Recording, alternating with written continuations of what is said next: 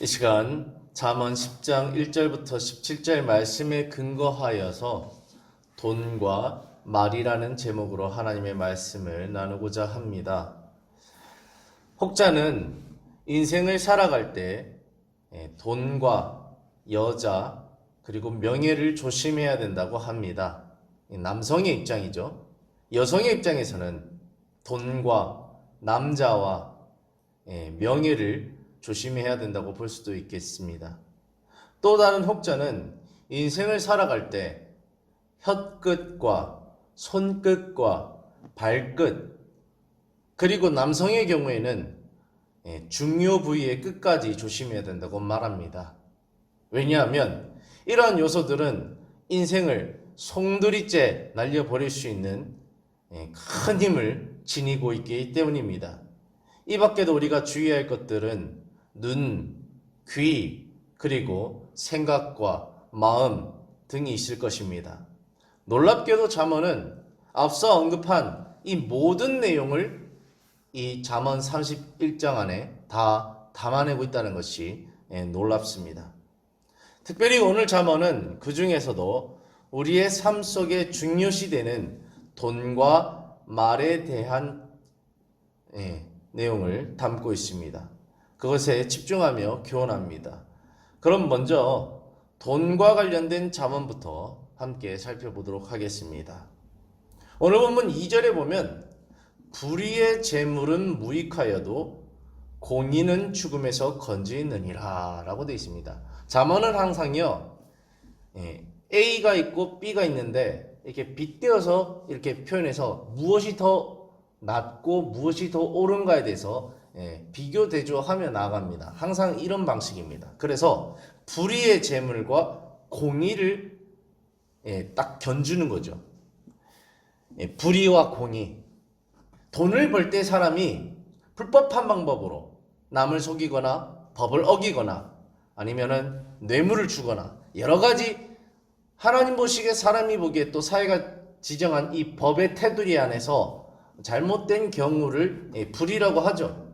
근데 이 재물을 쌓는 것은 이 공의롭게 재물을 쌓는 것보다 불의하게 재물을 쌓는 속도가 어마어마하게 빠릅니다. 그래서 우리 인간의 입장에서는 참 큰 유혹이죠.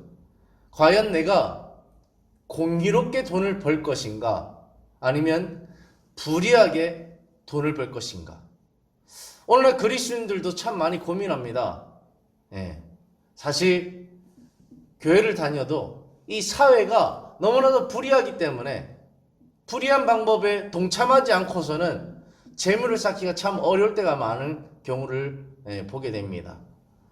혹자는 이제 영업하는 사원인 경우에는 접대를 하거나 뇌물을 주지 않으면 더 이상 영업을 해 나갈 수 없는 상황이라고, 하나님의 말씀도 중요하지만 현실적인 삶이 이렇기 때문에 어쩔 수 없이 접대와 뇌물을 해야 된다. 그리고 때로는 불법한 방법일지라도 그것을 해야만 살아남기 때문에 어쩔 수 없는 악이다라고도 말합니다. 참 이만큼 어려운 부분이죠.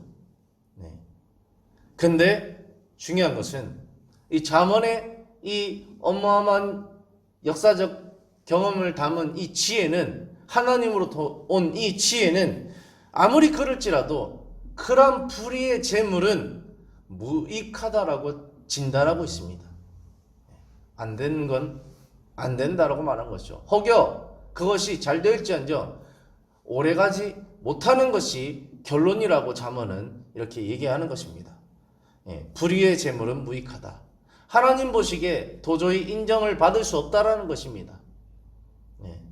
그래서 유혹이 있지만, 쉬운 방법이지만 우리 그리스도인들에게 어려운 방법인 공의를 택함으로 때론 그것이 느리고 더디고 힘들지만 분명 하나님께서 살아계시고 역사하시기 때문에 그 공의 가운데 재물을 취하는 자에게 분명히 축복하시리라는 것을 믿는 것이 바로 우리 그리스도인의 믿음이지 않을까 생각됩니다. 그래서 불의의 재물은 무익하지만 공의는 죽음에서 건지느니라. 그래서 죽음에서 건진다는 건 뭐냐면 살린다라는 것이죠. 이 불의의 재물이 사람을 죽인다라는 거죠.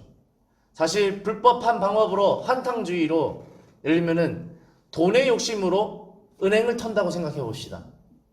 은행을 털 때 자칫 잘못해서 이 경비나 경찰들의 어떤 방어에 의해서 뭐 미국 사회 같은 경우는 바로 총 맞아 죽습니다. 이런 것처럼 그 앞에 큰 불의의 재물을 탐하다가 생명을 빼앗기는 일들이 있다라는 것입니다. 이처럼 불의의 재물은 무익하지만 공의는 죽음에서 건진다라고 말합니다. 또 3절에 이제 또 보면 여호와께서 의인의 영혼은 줄이지 않게 하시나, 이 돈의 문제, 과연 하나님을 믿을 수 있겠느냐 질문을 던지는 겁니다. 하나님께서 분명히 의인의 영혼을 줄이지 않게 하시는데 먼저 그의 나라와 의를 구하여라. 그러면 이 모든 것을 너에게 더하시리라. 아버지께서 천부께서 너에게 있어야 할 것을 아시느니라. 저 참새도 저 들판의 풀도 다 하나님께서 먹이시고 입히시고 기르시는데 하물며 하나님의 자녀들을 책임지시 아니하시리라. 이 믿음이 있을 때 우리는 의인의 영혼을 줄이지 않게 하시는 그 하나님을 믿을 때에 우리는 불법한 방법을 행하지 않을 수 있는 것이죠. 여호와께서 의인의 영혼은 줄이지 않게 하시나 악인의 소욕은 물리치신다. 하나님은 악인을 분명히 싫어하십니다. 탐심으로 잘못된 것을 구하고 잘못된 방법을 행하는 그 악인에 대해서 하나님께서는 도저히 용납하지 않으신다는 것이죠. 또 4절에 보면 손을 게으르게 놀리는 자는 가난하게 된다. 재물을 쌓을 때 악인은, 불의한 자는 게으르다는 겁니다. 일도 안 하고 돈을 얻고 싶은 것이죠. 일도 안 하고 돈을 얻고 싶으면 어떻게 되죠? 게으르게 되고, 그 게으름이 한참 지날 때에 도저히 그 인생에 재물이 없으면 어떻게 되죠? 불법한 방법을 취하는 겁니다. 불법한 방법으로 돈을 얻고 싶은 겁니다. 한탕주의에 또 빠지는 것이죠. 그런 자의 인생이 어떻게 복이 있겠느냐? 그래서 손을 게으르게 놀리는 자는 가난하게 된다.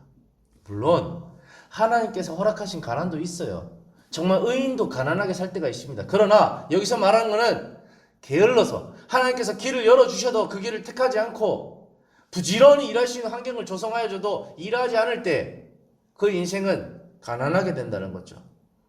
그러나 손이 부지런한 자는 부하게 된다. 성실하게 이렇게 부지런한 자는요, 적어도 가난하진 않다라고 주님 말씀하십니다. 물론 사실 이 말씀은요, 이 왕정시대 때 제정된 말씀이라서요, 오늘날 사실 이 자본주의 구조 안에 이 말씀이 안 맞아 떨어질 때가 있습니다. 왜냐면요, 아무리 부지런하게 일을 해도요, 이 자본주의 구조 가운데 망할 수도 있어요. 아무리 성실해도 망할 수 있어요. 그러나 이 왕정시대 때는 이 원리가 분명히 통했습니다. 그러나 기본적으로 사실 부지런한 자는 부하게 되고 게으른 자는 가난하게 되는 것이 사실 기본 원리입니다. 그래서 하나님은 게으름보다는 우리가 부지런한 자가 되기를 원하신다고 볼 수 있는 것입니다. 5절에 보면 여름에 거두는 자는 지혜로운 아들이나 추수 때에 자는 자는 부끄러움을 끼치는 아들이라. 똑같은 말인데 둘 다 바쁠 때예요. 여름이나 추수 때나 둘 다 바쁠 때인데, 바쁠 때 팅가팅가 노는 자, 이 게으른 자는 어리석은 자라는 거죠. 바쁠 때 일 도와주는 그 아들, 지혜로운 자라는 것이죠. 그래서 하나님 앞에 지혜로운 자가 되라는 것입니다. 부모님 앞에 지혜로운 자가 되는 겁니다. 어떤 자? 성실하게 열심히 일하는 자, 부지런한 자, 이게 지혜로운 자라는 겁니다. 부모가 바쁜데도 못 본 척하고 팅가팅가 놀고 아무것도 안 하는 이 아들, 하나님 앞에 악인이고 게으른 자고 망할 자라는 거죠. 이런 자가 과연 하나님 앞에 재물을 쌓을 수 있겠느냐? 이렇게 돈에 관련된 질문과 똑같은 것입니다. 15절에도 오늘 보면 15절, 부자의 재물은 그의 견고한 성이요 가난한 자의 궁핍은 그의 멸망이다. 그래서 돈 있는 사람은 어떤 어려움이 와도 버텨나갑니다. 근데 돈 없는 사람은 인생에 위기가 올 때 감당할 수가 없는 거죠. 어떻게 되죠? 그런 빚을 탕감하고 갚지도 못하면 어떻게 되죠? 감옥 가야죠, 뭐. 아니면 그 당시에 이 왕정시대는 노예가 돼야죠. 이런 것처럼 부자의 재물은 견고한 성이 됩니다. 사실 지금도 물질 만능주의 사회 가운데 살아가는 우리 한국 사람의 정서, 예수를 믿어도 참 버리기 어려운 게 뭐냐면요, 돈이면 다 된다. 하나님의 영역 빼고는 돈이면 다 된다. 이거 참 버리기 어렵죠. 왜죠? 돈은 우리의 삶을 방어하는 방어 능력이 있습니다. 또 우리의 삶을, 미래를 보장해주는 추진력도 있어요. 그래서 이 돈의 힘이 막강합니다. 그렇기 때문에 견고한 성이 되는 겁니다. 근데 하나님이 있는 상태에서 이 재물이 견고한 성이 되는 것과 하나님이 없는 상태에서 견고한 성이 되는 것은 다릅니다. 그래서 우리 그리스도인은 철저하게 돈의 주인은 하나님이시다는 것을 믿고 그분이 주시는 재물로 인해서 부하게 됐을 때에 주님의 일을 위해서 또 그 재물을 쓰는 부자가 되어야 됩니다. 그것이 견고한 성인 겁니다. 근데 주님 없이 이 부자가 되면요, 오히려 그것이 악이 될 수 있는 것이죠. 그래서 어쨌든 가난은 좋은 것은 아닙니다. 영광도 아니죠. 그래서 적어도 가난하게 되지 않게 해서 우리는 지혜로움, 바로 부지런함이 있어야 된다는 것입니다. 그래서 또 16절에 또 말합니다. 의인의 수고는 생명에 이른다. 의인이 부지런하게 성실하게 열심히 일하는 것, 재물을 위해서 열심히 수고하는 것, 이것은 생명이 된다는 겁니다. 그 삶을 보장해 준다는 겁니다. 그러나 악인의 소득은 죄에 이른다. 악인은 열심히 돈을 번죠. 근데 어떻게 돈을 법니까? 불의하게 돈을 벌죠. 그러니까 어떻게 됩니까? 그게 죄라는 겁니다. 죄. 사람 앞에도 죄고 하나님 앞에도 죄다라는 겁니다. 돈 많으면 뭐합니까? 다 죄덩어리인데 사람에게도 인정받지 못하고 하나님에게도 인정받지 못하는데, 삭개오가 예수님을 영접하기 전에 손가락질 당했지 않습니까? 왜죠? 불의한 재물을 쌓았거든요. 남에게 토색하였거든요. 그래서 자기가 회개할 때에 남에게 토색한 거 내가 4배로 갚아주겠다. 왜? 과거에 내가 토색했거든요. 그래서 예수님을 만나니까 양심의 빛이 비쳐서 불법한 방법으로 돈을 취한 것이 다 깨달아지고 회개가 되는 겁니다. 내려놓는 거죠. 그래서요, 악인들은 꼭 불법한 방법으로 죄를 지음으로 소득을 취합니다. 근데 그거 어떻게 되죠? 하나님 앞에 죄라는 겁니다. 의인은 의 가운데, 아까 말했듯이 공의 가운데 죄물을 취하는 것입니다. 이처럼 잠언 기자는 하나님 앞에서 우리가 어떤 사람으로 먼저 서야 하는지, 그리고 하나님 앞에서 어떤 재물을 취해야 하는지에 대해서 설명합니다. 딱 2가지 원리로 정의됩니다. 일단 전제는 먼저는 의인이어야 됩니다. 의인으로서 이 재물을 취할 때 어떻게 되냐? 공의롭게, 부지런하게 취해야 된다는 겁니다. 공의롭게, 부지런하게. 이것이 하나님 앞에 보기에 지혜로운 것이고 합당한 것이라는 거예요. 그래서 공의롭게, 부지런하게 재물을 취한 자가 바로 하나님 앞에서 의인이다 라고 말하는 거죠. 반대로 불법하게, 게으르게 이렇게 재물을 취한 자는 하나님 앞에 악인이다, 어리석은 자다, 이렇게 정의하고 있는 것이죠.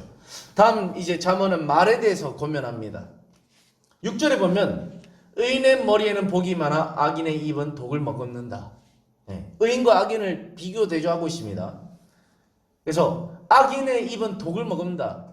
악인은요, 말마다 사람을 죽이는 말, 속이는 말, 거짓말, 이 뱀과 같이 그 입에, 그 혀에 거짓이 가득 차다는 것입니다. 근데 그 거짓은 결국 사람을 죽이게 돼 있다는 것입니다. 말 한마디에 그 사람이 타인이 죽을 수 있다는 겁니다. 혹시 아합 왕의 이 사건을 기억하십니까? 느봇의 포도원을 취하게 해서 이세벨과 아합이 이제 작당해서 어떻게 되죠? 거짓 증인을 세워서 거짓말하죠. 그래서 어떻게 되죠? 느봇이 죽고 포도원을 취해버리잖아요.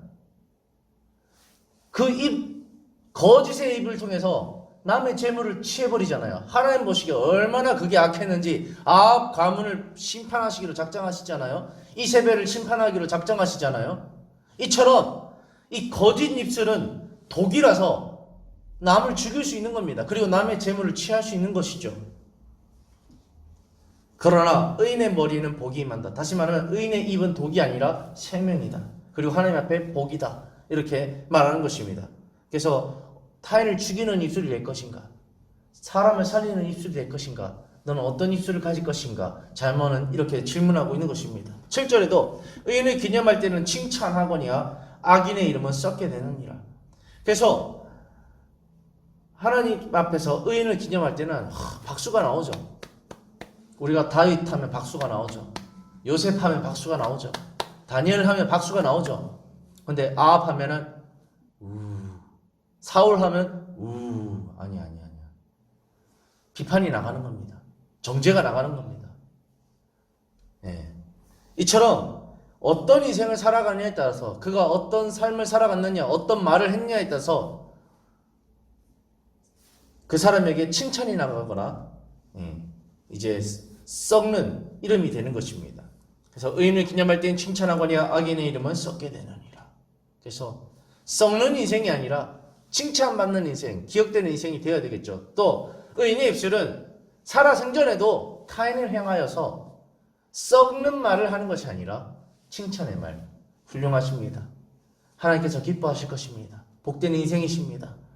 이렇게 하나님께서 너무나도 좋은 은사를 주셨군요. 너무나도 좋은 달란트를 주셨군요. 너무나도 좋은 성품을 주셨군요. 하나님의 사람으로서 정말 복이 좋습니다. 이렇게 칭찬하는 말을 의인은 해야 된다고 또 말하고 있는 것입니다. 8절에도 마음이 지혜로운 자는 계명을 받거니와 입이 미련한 자는 멸망을 받느니라. 이것은 이제 하나님의 말씀과 관련된 것입니다.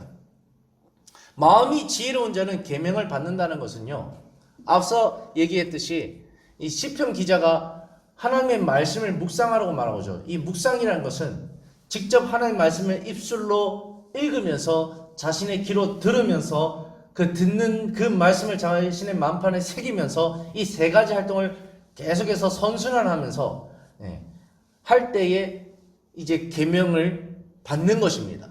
그래서 마음이 지혜로운 자는 자신의 입술을 하나님의 말씀을 읽게 되고 그 말씀을 귀로 듣게 되고 그 말씀을 마음에 새기게 되고 그 말씀을 실천하기 위해서 몸부림치게 되는 이 선순환 가운데 있는데, 미련한 자는 이것을 안 하죠. 그래서 멸망한다는 겁니다. 자, 9절 바른 길로 행하는 자는 걸음이 평안 화려니와 굽은 길로 행하는 자는 덜하나리라. 똑같은 말입니다. 하나님의 계명대로 말씀대로 읽었던 그 말씀, 내가 말했던 그 말씀대로 살아가는 자는 걸음이 평안하다는 겁니다. 여호수아의 말씀처럼 네가 하나님의 말씀에 기록된 대로 다 지켜 행하라. 그러면 내가 형통하리라, 평탄하리라. 하나님의 말씀이 책임져주는 인생, 그의 걸음이 평안하다. 이렇게 진단하는 겁니다. 근데 악인은 어떻죠? 굽은 길로 행하죠. 왜죠? 하나님의 말씀을 모르기 때문에, 안 읽고 안 듣고 안 지키고 만판에 없기 때문에 굽은 길로 행할 수밖에 없죠. 이런 자는 다 드러나는 거죠. 잘못됨이 드러나는 겁니다. 10절에도 눈짓하는 자의 근심을 끼치고 입이 미련한 자는 멸망하느니라. 입이 미련한 자는 멸망당한다. 눈짓하는 자는 근심을 끼치고, 눈짓도요, 이제 긍정적인 눈짓이 있고 부정적인 눈짓이 있는데, 여기서 말하는 눈짓은 부정적인 눈짓입니다. 보통 우리가 눈짓을 언제 하나요? 몸을 쓰지 않고 귀찮을 때 타인에게 이제 사인을 줄 때 눈짓으로 표현하지 않습니까? 눈짓으로, 예를 들면은 소파에 누워서 아내한테 눈짓으로 저기 할 때 어떻게 하나요? 리모컨 달라는 얘기죠. 게을러서 움직이기 싫어서 리모컨 달라는 얘기죠. 이런 것처럼 몸을 쓰지 않고 귀찮을 때 눈짓하게 됩니다. 또 서로 이제 작당을 했어요. 그래서 서로 눈짓으로 짜고 저 사람 어떻게 해보려고 서로 이제 눈짓할 때 타인과 작당 모의할 때 눈짓을 하죠. 그 다음에 상대방을 현혹시킬 때도 눈짓을 합니다. 이처럼 타인에게 좋지 않은 결과를 가져오기 위한 눈짓, 이 눈짓을 하는 자는 근심을 끼치는 자다라고 말하는 것입니다. 눈짓하는 자는 근심을 끼치고 입이 미련한 자는 멸망하느니라. 입이 미련하다는 건 뭡니까? 말실수가 많다는 거죠. 하나님 말씀대로 말하지 않고 거짓을 말하고 잘못을 말하고 실수로 말하고 이런 것들은 자신에게 결국 멸망을 가져온다는 것입니다. 11절 의인의 입은 생명의 샘이라도 악인의 입은 독을 머금니라. 똑같은 말인데 의인의 입은 사람을 살리는 말이고 악인의 입은 사람을 죽이는 말이다. 12절 미움은 다툼을 일으켜도 사랑은 모든 허물을 가리느니라. 대부분의 싸움은요 말에서 시작됩니다. 거의 모든 싸움이 말에서 시작돼요. 말 한마디 잘못했다가 확 붙는 겁니다. 이처럼 미움은 다툼을 일으킨다. 다시 말하면 미움이 어떻게 해요? 잘못된 말이 나가죠. 미우니까는 막 험담이 나가고 욕이 나가고 막 잘못된 부정적인 말이 막 나가죠. 상대방에게. 그러니까는 다툼이 되는 겁니다. 그런데 사랑은 모든 허물을 가린다는 건 뭐냐면요, 입을 닫아버린다는 겁니다.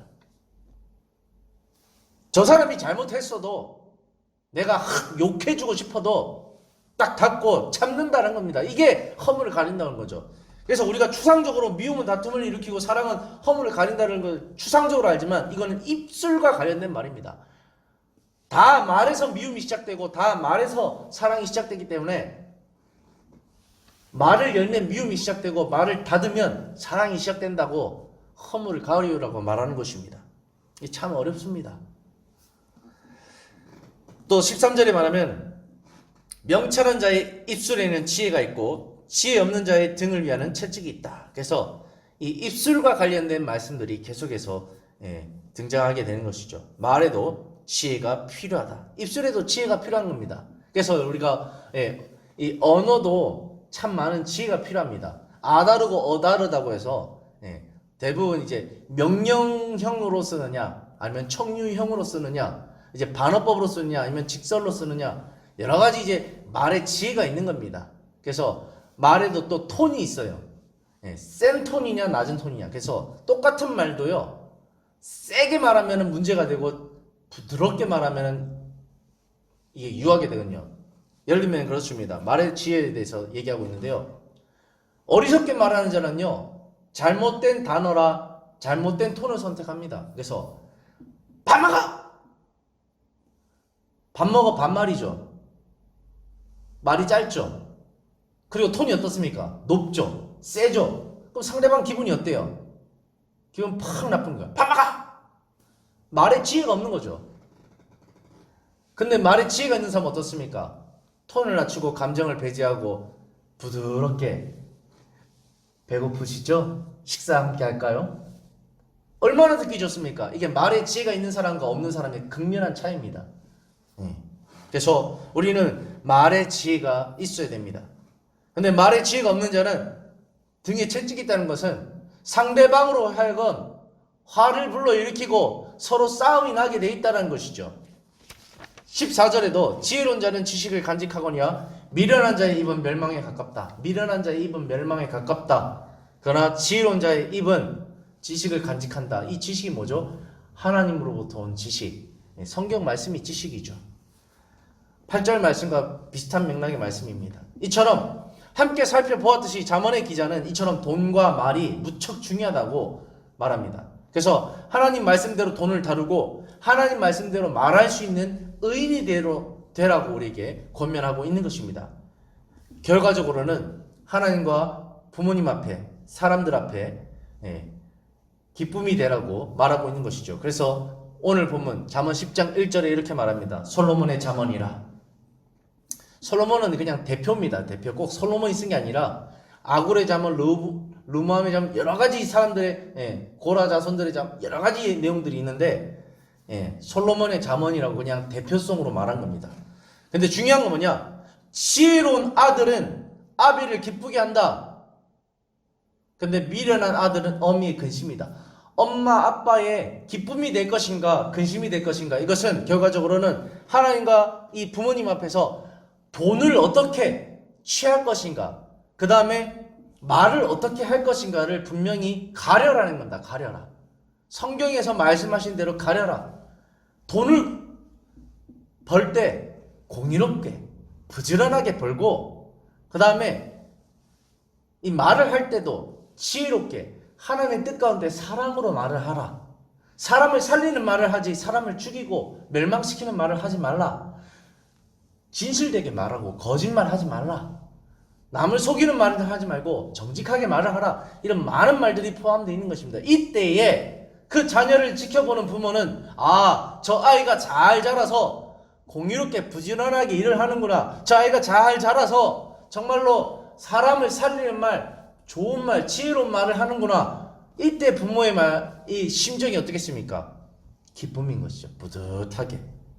그래서 지혜로운 아들은 아비를 기쁘게 하거니와 미련한 아들은 어미의 큰 힘이 됩니다. 근데 반대로 만약 지혜롭게 말하지 못하고 게으르고 불법하면 부모의 마음이 어떻겠습니까? 어떻게 내 아들은 저럴까?